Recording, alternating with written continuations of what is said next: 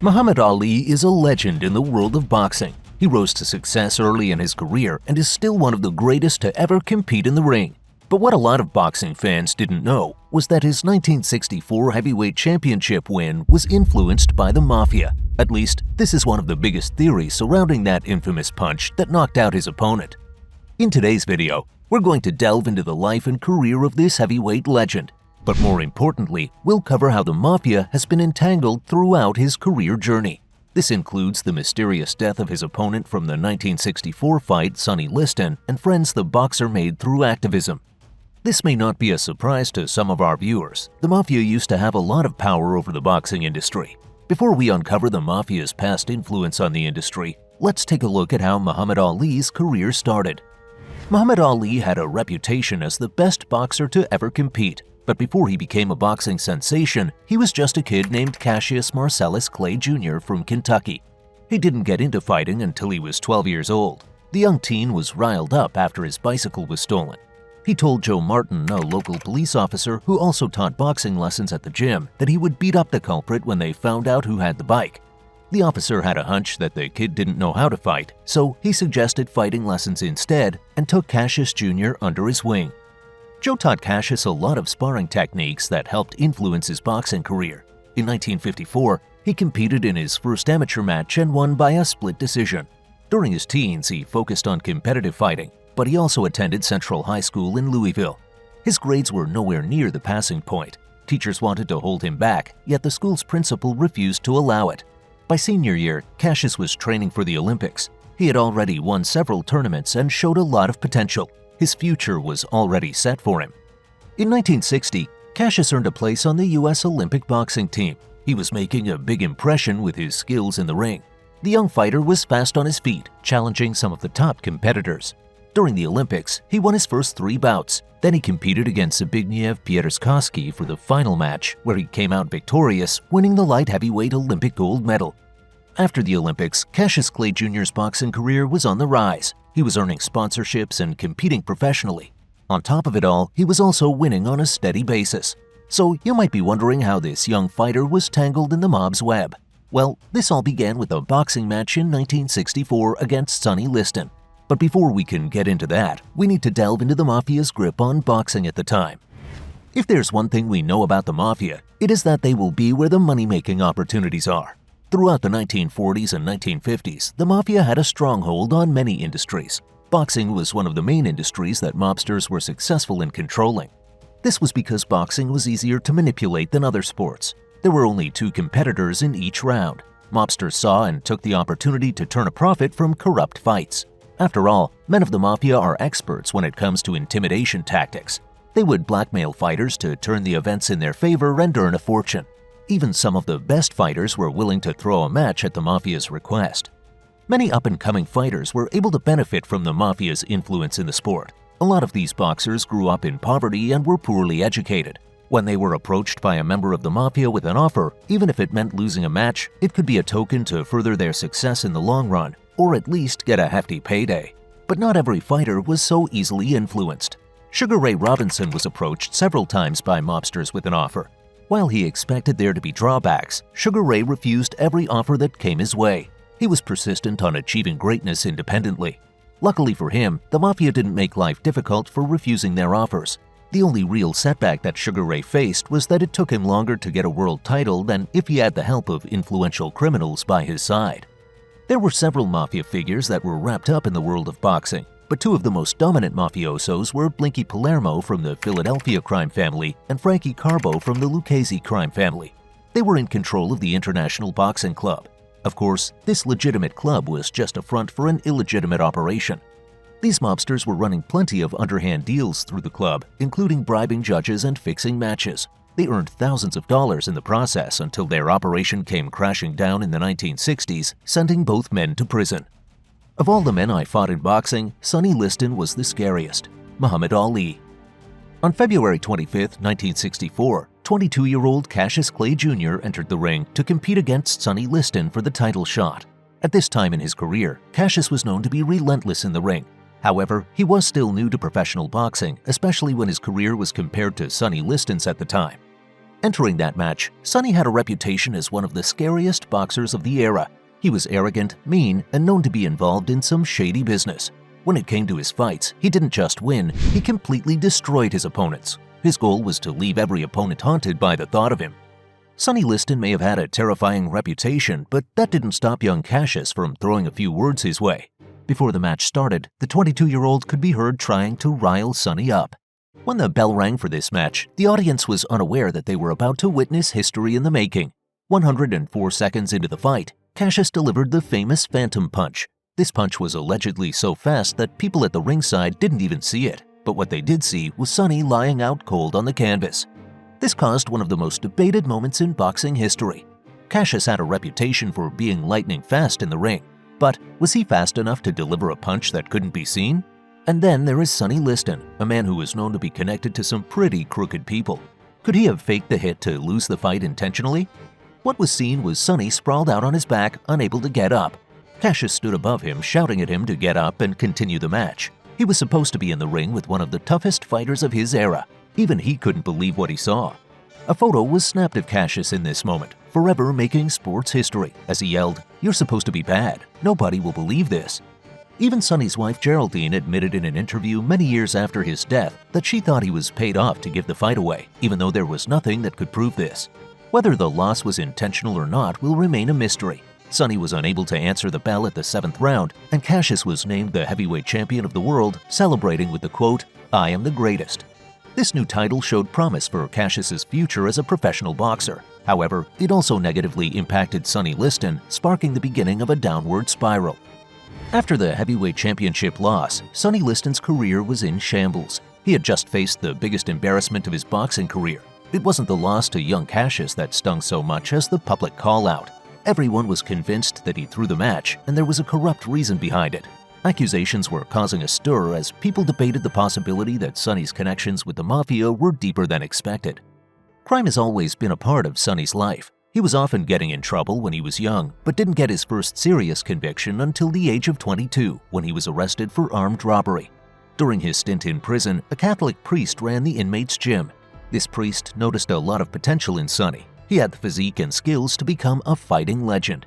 He spent 2 years in prison, and by the time he was released, he was in peak physical condition to start his fighting career. While he may have been ready to get in the boxing ring, there was one slight problem. He didn't have any representation to book a match. This is where the Mafia enters the story. Sonny was huge and destined to be a great talent. Many mob figures were looking for a good investment to make. He seemed like the perfect catch. After all, in order for the investment in a fighter to be worth it, they needed to win, and this man was a walking beast. Not only was he huge, but he had a threatening demeanor. His stare was menacing, his attitude was arrogant, and he genuinely terrified people. The press and the public's opinion were not in his favor. They didn't like the way he treated and defeated his opponents, but there was more to the public distaste than his mean reputation as a boxer. Sonny was also connected to the world of organized crime. There was word that the mob was arranging fights for Sonny, and in return, Sonny was using his strength to beat people up for them. When Cassius delivered his Phantom Punch to Sonny, everything changed for his career in an instant. Before this punch, there was speculation he was involved in the criminal world. With one of the biggest and most feared fighters sprawled on the ground from a hit by a newbie, people were beginning to think his Mafia ties were more than just speculation. From there, his career took a nosedive that he couldn't recover from. He moved to Las Vegas but was running out of money. Landing boxing gigs was challenging because he faced such harsh public humiliation. This led him to start working with criminals on the Strip. He was determined to get back in the ring. He started booking matches and coming out on top again, but he took another brutal loss, this time against Leotis Martin. It was yet again another massive public humiliation. Without a dime to his name, Sonny started connecting with some of the most dangerous criminals in Vegas. He gave one more go in the ring in June of 1970 against Bayonne Bleeder. This time, he reminded the public of just how powerful he really was. After the match, the Bayonne Bleeder needed more than 70 stitches. Sonny may have been able to regain his reputation in the ring, but things were taking a darker toll on the outside. In January 1971, his wife Geraldine returned home early from a trip to visit her family in St. Louis. She had been unable to get a hold of her husband for 12 days. When she arrived home, she found his deceased body at the foot of their bed. The autopsy revealed that Sonny died from lung congestion and heart failure. However, there's one key piece to the puzzle that makes this seem like death by something other than natural causes. There were signs of recent medical treatment on his arm, and authorities discovered medical supplies in his home. Okay, so you might be thinking, wouldn't that be a drug overdose? Especially given the criminal world in which this fighter was involved. People who knew Sonny Liston didn't believe for a second that he ever injected himself with heroin. It's not that he was above the drug use, it was that he was terrified of needles. He wouldn't even go to the doctors for a checkup because he was afraid they would need to inject him with something. This led people to theorize what really could have happened to Sonny Liston. Some theories suggested that he wasn't actually afraid of needles and may have been using while training too hard. However, other theories are darker. Some point towards the Mafia having motive to get rid of him. Now, keep in mind, these are just theories, but it has been suggested that throughout his years working with Blinky Palermo and the Mafia, that he picked up a lot of insider information. What he knew is unknown, but the Mafia wanted to make sure it stayed that way. Since he was running around Vegas with questionable characters, some believe that the Mafia wanted to put an end to his streak before he brought on trouble.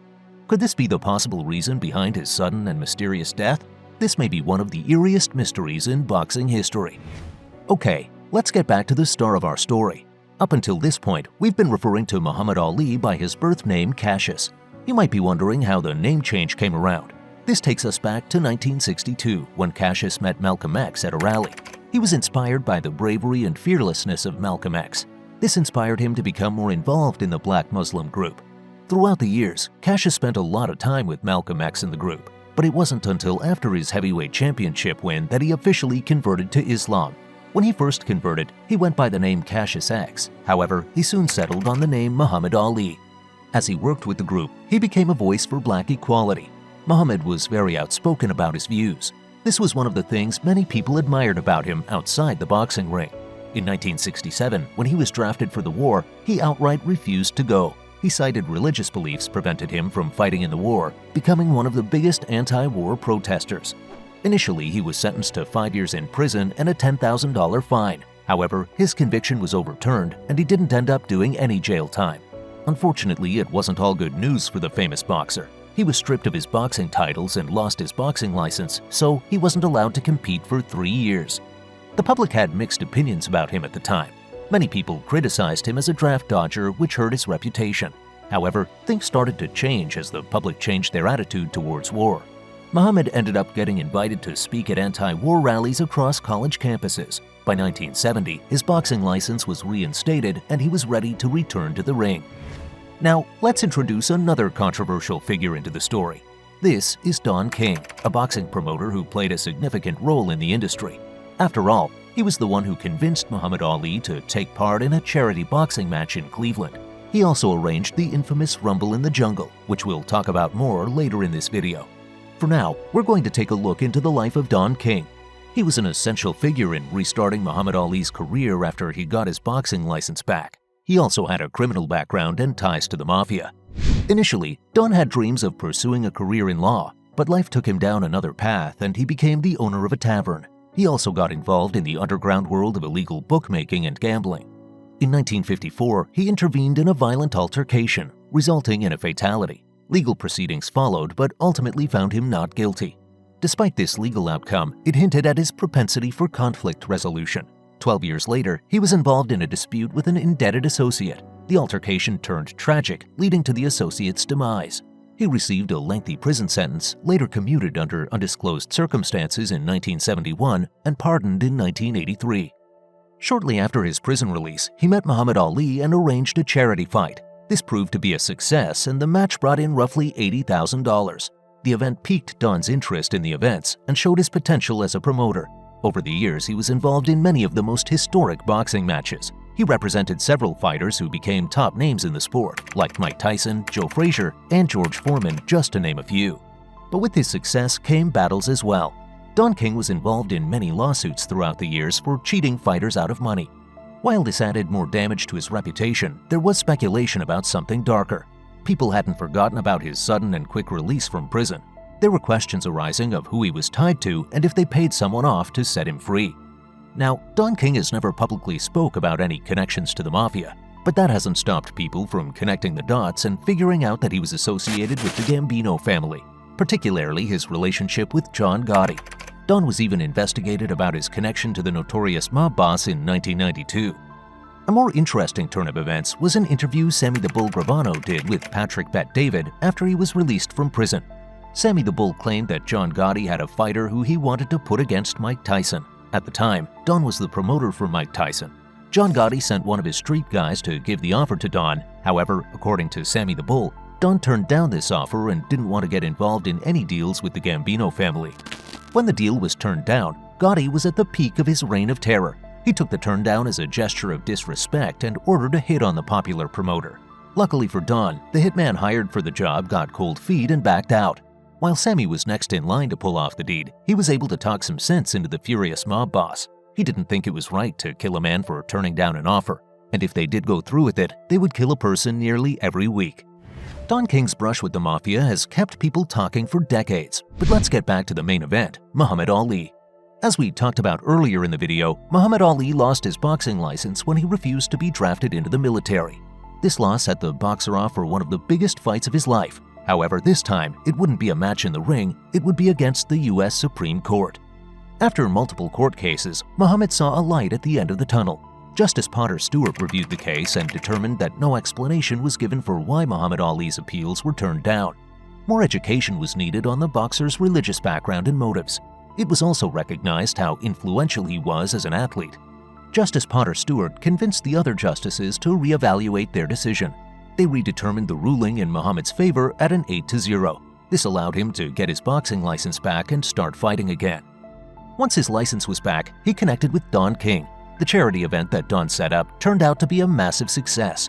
From here, he went on to set Muhammad Ali up in a match against another highly popular boxer, George Foreman. They competed in the 1974 Rumble in the Jungle event. Before this event started, George Foreman was the favorite to win, but Muhammad Ali won in the 8th round, allowing him to reclaim the heavyweight champion title. Sports fans were stunned by Muhammad Ali's rope-a-dope technique that he used to dodge punches.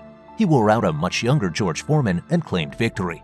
Throughout his career, he had a record of 56 wins and only 5 losses. He didn't experience his first professional loss until a match in 1971 against Joe Frazier, and this was after 31 consecutive wins.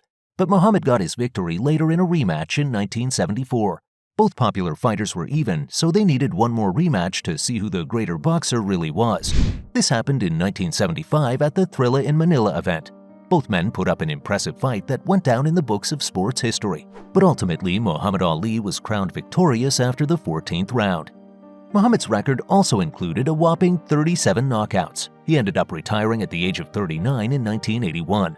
After retirement, the popular boxer put a lot of work into charities. He was deeply involved with organizations like Make-A-Wish and the Special Olympics. He has received several awards throughout the years for his public service efforts. When Muhammad Ali was banned from boxing, he made some friends through activism. Some of them were involved in questionable activity. One in particular who was known in the criminal underworld was Major Coxon. Major was well known in Philadelphia as a civil rights activist. He co-owned a nightclub and lived a very lavish lifestyle. But he was also working for the Black Mafia. He had a reputation as a very powerful drug dealer. It was believed that his drug operation brought the narcotics to the mosque ran by Muhammad's spiritual mentor. Muhammad Ali faced public scrutiny about this new friend of his.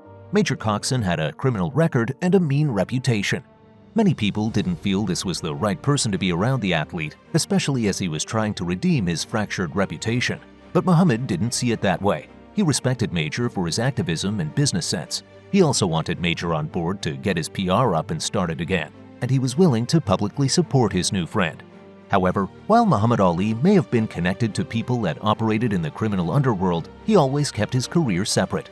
Although he stood by Major Coxon and other questionable characters, he didn't cross the line over to taking Mafia deals. His courage and determination are how he became a champion. People respect his ability to face adversity and come out on top. Although Muhammad did seem to steer clear of criminal activity, his family did have some reasons to be concerned. When it came to his career, he was being advised by members of the Black Mafia.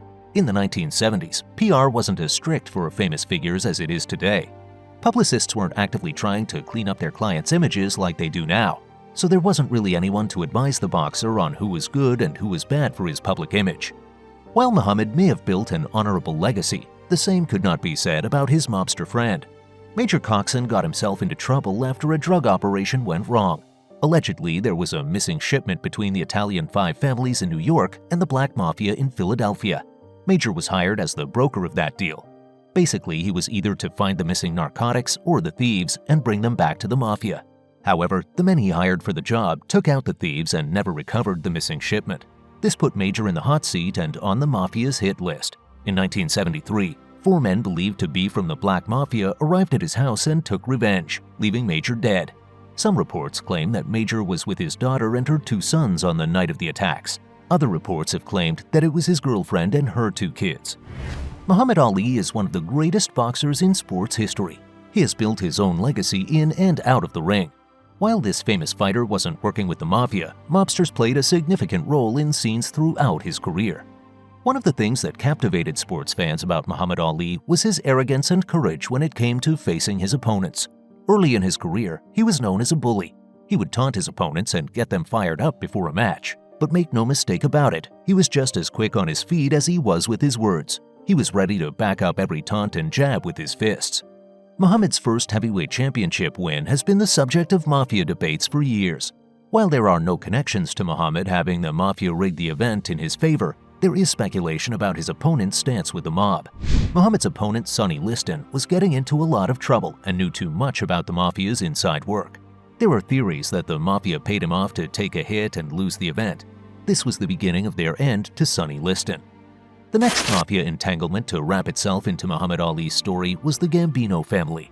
While they weren't directly connected to the boxer, they were sending offers to his sponsor Don King, who had a terrifying criminal background of his own. One of the things that people respect about Muhammad Ali is his commitment to his beliefs. He got involved in a black Muslim group and activism. His refusal to be drafted into the war came with consequences at first, but ultimately showed us how resilient this man was when it came to the things he believed in.